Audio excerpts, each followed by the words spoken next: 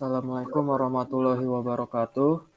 Kami dari kelompok 6 akan mempresentasikan analisis laporan keuangan chapter ke-8, yaitu Return on Invested Capital and Profitability Analysis. Pertama itu Return on Invested Capital.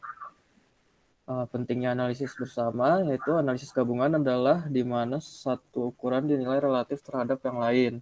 Lalu pengembalian modal yang diinvestasikan atau pengembalian investasi adalah analisis bersama yang penting. Apa sih hubungan ROI? Yang pertama, ROI menghubungkan pendapatan atau ukuran kinerja lainnya dengan tingkat dan sumber pembiayaan perusahaan. Kedua, ROI memungkinkan perbandingan dengan peluang investasi alternatif. Yang ketiga, investasi yang lebih berisiko diharapkan menghasilkan ROI yang lebih tinggi. Yang keempat, ROI mempengaruhi kemampuan perusahaan untuk berhasil menarik pembiayaan, membayar kembali kreditor, dan memberi penghargaan kepada pemilik. Penerapan ROI. ROI berlaku untuk yang pertama mengukur efektivitas manajerial yang dibagi menjadi manajemen bertanggung jawab atas semua aktivitas perusahaan. Kedua, ROI adalah ukuran efektivitas manajerial dalam aktivitas bisnis. ROI bergantung pada keterampilan akal, kecerdikan, dan motivasi manajemen. Yang kedua, mengukur profitabilitas. ROI merupakan indikator profitabilitas perusahaan. ROI menghubungkan ukuran dasar utama, yaitu keuntungan dengan pembiayaan. ROI menyampaikan laba atas modal yang diinvestasikan dari perspektif pembiayaan yang berbeda. Yang ketiga, ukuran untuk perencanaan dan pengendalian. ROI membantu manajer dengan perencanaan, penganggaran, kegiatan koordinasi, mengevaluasi peluang dan kontrol. Lalu ada komponen ROI. Pengembalian modal yang diinvestasikan didefinisikan sebagai income atau invested capital. Income per invested capital. Modal yang diinvestasikan didefinisikan tidak ada ukuran universal dari modal yang diinvestasikan. Ukuran yang berbeda dari modal yang diinvestasikan mencerminkan perspektif pengguna yang berbeda. Ukuran alternatif modal yang diinvestasikan. Tindakan umum. Yang pertama, aset operasi bersih, dan yang kedua, ekuitas memegang saham. Aset operasi bersih. Perspektif adalah perusahaan secara keseluruhan, disebut laba atas aset operasi bersih RNOA. RNOA yaitu yang pertama mengukur efisiensi atau kinerja operasi, dan yang kedua mencerminkan laba atas aset operasi bersih, tidak termasuk aset atau kewajiban keuangan. Ada modal ekuitas umum. Perspektifnya adalah dari pemegang ekuitas biasa. Menangkap pengaruh modal leverage atau hutang pada pengembalian pemegang ekuitas. Tidak termasuk semua pembiayaan hutang dan ekuitas pilihan. Dan yang terakhir, net income less preferred dividends dibagi average common equity. Itu rumus dari modal ekuitas umum. Lalu menghitung modal yang diinvestasikan. Yang pertama, biasanya dihitung menggunakan modal rata-rata yang tersedia untuk periode tersebut. Lalu biasanya menambahkan jumlah modal awal dan akhir yang diinvestasikan dan membaginya dengan 2. Lalu yang terakhir, perhitungan yang lebih akurat adalah untuk jumlah sementara rata-rata triwulan atau penyesuaian angka modal dan pendapatan yang diinvestasikan. Banyak angka akuntansi memerlukan penyesuaian analitik. Lihat bab sebelumnya. Beberapa angka yang tidak dilaporkan dalam laporan keuangan perlu disertakan. Penyesuaian seperti itu diperlukan untuk analisis efektif pengembalian modal yang diinvestasikan. Pengembalian aset operasi bersih atau RNOA, rumusnya NOPAT dibagi sama beginning NOA ditambah ending NOA dibagi 2. NOPAT itu pendapatan operasional dikali sama 1 dikurang tarif pajak. NOA itu aset operasi bersih. Aktivitas operasi dan non-operating dikurang perbedaan. Contohnya pada neraca keuangan. Yang kedua, pengembalian ekuaris umum atau ROCE. Rumusnya, net income dikurang preferred dividend dibagi beginning equity ditambah ending equity dibagi 2. Ekuitas adalah ekuitas pemegang saham dikurangi saham preferred. Lalu ada menganalisis return on asset atau ROA. Memisahkan RNOA. Pengembalian aset operasi sama dengan margin laba operasi dikali dengan perputaran aset operasi. Rumusnya NOPAT per average NOA sama dengan NOPAT per sales dikali sales per average NOA. Margin laba operasi itu sama dengan mengukur profitabilitas operasi penjualan relatif. Lalu perputaran aset operasi atau pemanfaatan mengukur efektivitas dalam menghasilkan penjualan dari aset operasi. Pengaruh leverage operasi pada RNOA.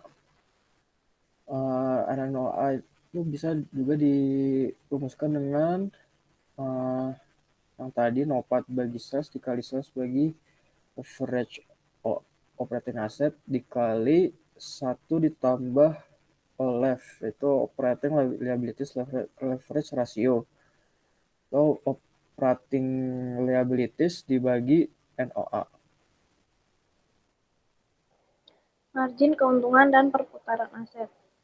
Yang pertama, margin laba dan perputaran aset saling bergantung. Margin laba merupakan fungsi dari penjualan dan biaya operasional, yaitu harga jual dikali unit terjual. Omset juga merupakan fungsi penjualan dibagi aset. Margin keuntungan disagregasi. Yang pertama ada margin laba kotor, yaitu mencerminkan laba kotor sebagai presentase dari penjualan, mencerminkan kemampuan perusahaan untuk meningkatkan atau mempertahankan harga jual. Margin yang menurun dapat menunjukkan bahwa persaingan telah terjadi meningkat atau yang dimiliki produk perusahaan menjadi kurang kompetitif atau keduanya. Yang kedua, biaya-biaya untuk penjualan. Yang ketiga, beban umum dan administrasi. Menganalisis return on asset atau ROA, disagregasi perputaran aset, yaitu perputaran aset mengukur intensitas perusahaan memanfaatkan aset. Lalu ukuran yang relevan adalah jumlah penjualan yang dihasilkan atau sales per average net operating asset. Perputaran piutang mencerminkan berapa kali rata-rata piutang dikumpulkan, rasio pendampingnya, periode pengumpulan rata-rata. Lalu perputaran persediaan mencerminkan rata-rata berapa kali persediaan dikumpulkan, rasio pendampingnya, rata-rata hari persediaan yang beredar. Lalu perputaran aset operasi jangka panjang mencerminkan produktivitas aset operasi jangka panjang. Lalu perputaran hutang mencerminkan seberapa cepat hutang dibayar atau rata-rata rasio pendampingnya, rata-rata hari utang yang terhutang. Menganalisis return on common equity (ROCE). Peran dalam penilaian ekuitas, di mana ROCE sama dengan laba bersih yang tersedia untuk pemegang saham biasa setelah dividen yang disukai dibagi dengan awal periode common equity. Memisahkan ROCE. ROCE sama dengan RNOA ditambah LEV dikali spread. Termnya ada LEF atau Financial Leverage, NFO-nya yaitu Net Financial Obligation. Definisinya, LEF itu average NFO dibagi average atau average equity. Kalau NFO itu interest bearing liabilities less marketable securities and other non-operating assets or NOA equity. Spread itu RNOA dikurang NF. Terus kalau NFR itu net financial rate. Terus NF itu net financial expense. Interest expense less investment returns from non-operating assets. Lalu leverage dan ROCE. Leverage mengacu pada sejauh mana modal yang diinvestasikan dari selain pemegang saham biasa. Jika pemasok modal atau selain pemegang saham biasa menerima kurang dari ROA, maka pemegang saham biasa mendapatkan keuntungan. Kebalikannya terjadi ketika pemasok modal menerima lebih dari ROA. Semakin besar perbedaan pengembalian antara ekuitas umum dan pemasok modal lainnya, semakin sukses atau tidak berhasil perdagangan ekuitas. Pandangan alternatif tentang disagregasi ROCE. Pandangan alternatif dari disagregasi ROCE disediakan oleh persamaan setara berikut. ROCE sama dengan adjusted profit margin dikali asset turnover kali leverage. Atau bisa dijabarkan lagi, net income dikurang preferred dividends dibagi average common equity sama dengan net income dikurang preferred dividends bagi sales dikali sales per average asset dikali average asset per average common equity. Assessing equity growth. Equity growth rate rumusnya net income dikurang preferred dividends dikurang lagi dividen payout dibagi average common stockholders equity. Mengasumsikan retensi laba dan pembayaran dividen konstan. Yang kedua, menilai tingkat pertumbuhan ekuitas umum melalui retensi laba. Lalu ada assessing equity growth. Sustainable equity growth rate sama dengan ROCE dikali 1 min payout rate. Mengasumsikan pertumbuhan internal bergantung pada retensi laba dan laba yang diperoleh dari laba ditahan. Lalu masuk ke pembahasan soal. Yang pertama, exercise 86. Neraca Kental-Rose Corporation untuk tahun kedua direproduksi di samping. Asetnya terdiri dari current asetnya sebesar 250.000 dan non current asetnya sebesar 1.750.000 hingga total asetnya 2 juta. Di bagian liabilities and equity-nya terdapat current liabilities sebesar 200.000, non current liabilities-nya itu 675.000, common stockholders equity-nya 1.125.000, sehingga total liabilities and equity-nya juga 2 juta. Lalu ada informasi tambahan. Pertama, pendapatan bersih untuk tahun kedua adalah 157.500. Kedua, tarif pajak penghasilan adalah 50%. Ketiga, jumlah total aset dan ekuitas pemegang saham adalah sama untuk tahun ke-1 dan 2. Keempat, semua aset dan kewajiban lancar dianggap beroperasi. Pertanyaannya yang A, tentukan apakah leverage dari hutang jangka panjang menguntungkan pemegang saham ROS. Tunjuk periksa ROCE dengan dan tanpa leverage. Yang B-nya hitung NOPAT dan RNOA ROS gunakan akhiran NOA. Dan yang C-nya tunjukkan efek yang menguntungkan dari leverage berdasarkan disagregasi ROCE dan jawaban Anda untuk bagian B. Jawabannya yang A.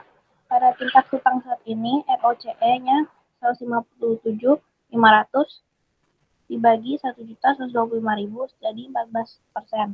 Jika tidak ada leverage, kewajiban tidak lancar akan diganti dengan ekuitas. Karenanya, tidak akan ada beban bunga dengan semua pembiayaan ekuitas. Akibatnya, dalam hal ini, laba bersih menjadi sebagai berikut. Pendapatan bersihnya dengan leverage sebesar 157.500.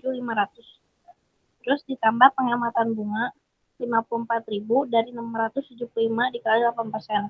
Terus dikurangi pengaruh pajak dari beban bunga sebesar 27.000. Terus laba bersihnya tanpa leverage sebesar 184.500.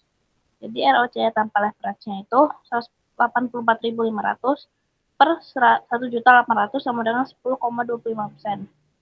Ini berarti leverage bermanfaat bagi pemegang saham ROS karena ROCE bermanfaat sebanyak 14% dengan leverage, tetapi hanya 10,25% tanpa leverage.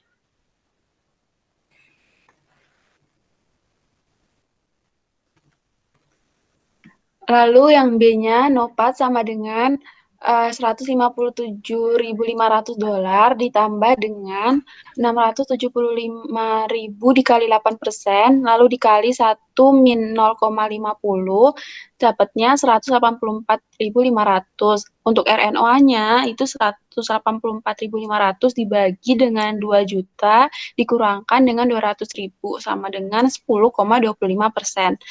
Yang C-nya, perusahaan menggunakan dana pinjaman dalam struktur modalnya. Karena ROCE lebih besar dari RNOA, penggunaan leverage keuntungan bermanfaat bagi pemegang saham. Secara khusus, biaya setelah hutang adalah 4%. Dan leverage keuangan adalah NFO per ekuitas adalah 675.000 per 1.125.000. Dapatnya 60%. Oleh karena itu, ROCE sama dengan RNOA ditambah LEV dikali spread sama dengan 10,25% ditambah dengan 0,60 dikali 10,25% dikurang 4% sama dengan 14%.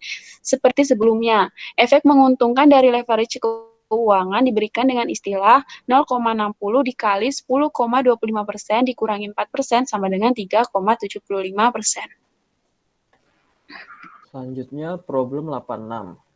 Johnson Corporation terutama menjual dua produk. Yang A, pembersih konsumen, dan B, pembersih industri fires. Margin kotor dan komponennya selama 2 tahun terakhir adalah sebagai berikut.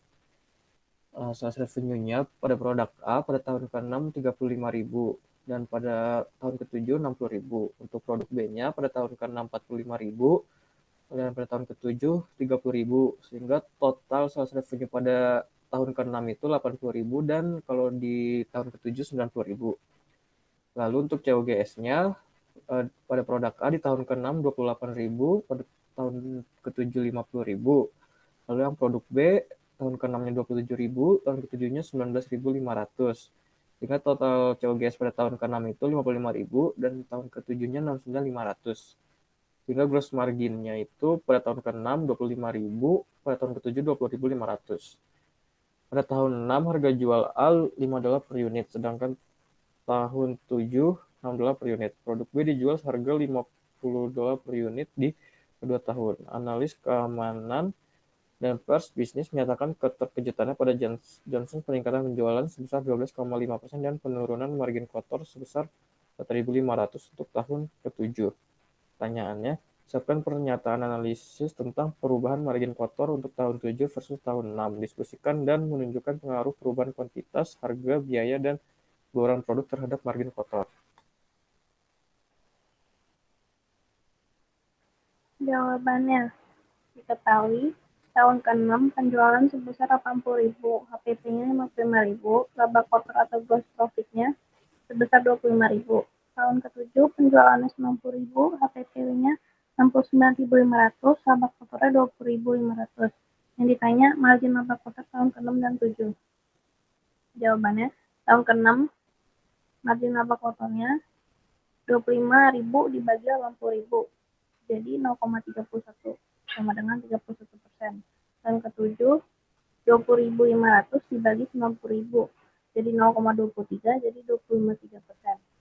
Misalnya seperti yang telah dipelajari sebelumnya bahwa margin laba kotor atau disebut gross profit margin bagian dari rasio profitabilitas memiliki tujuan untuk mengukur seberapa efisienkah usaha yang dilakukan manajemen dalam menekan HPP. Berdasarkan analisa kelompok kami, semakin tinggi margin laba kotor, maka semakin baik manajemen perusahaan mengatur bisnisnya, yaitu perusahaan menjadi lebih efisien dan semakin rendah juga harga pokok dari barang yang dijual oleh perusahaan. Untuk itu, pada kasus Johnson tahun ke-6 cenderung lebih baik dari tahun ke-7. Dapat dilihat dari margin laba kotor tahun ke-6 lebih baik dari tahun ke-7. Tidak hanya itu, tahun ke-7 penjualan naik yang menyebabkan COGS juga naik. Ini menyebabkan perusahaan kurang efisien. Untuk itu tahun ke-6 masih lebih baik dan efisien dari tahun ke-7. Terima kasih. Kurang lebihnya mohon maaf. Sekian dari kami. Wassalamualaikum warahmatullahi wabarakatuh. Waalaikumsalam warahmatullahi wabarakatuh.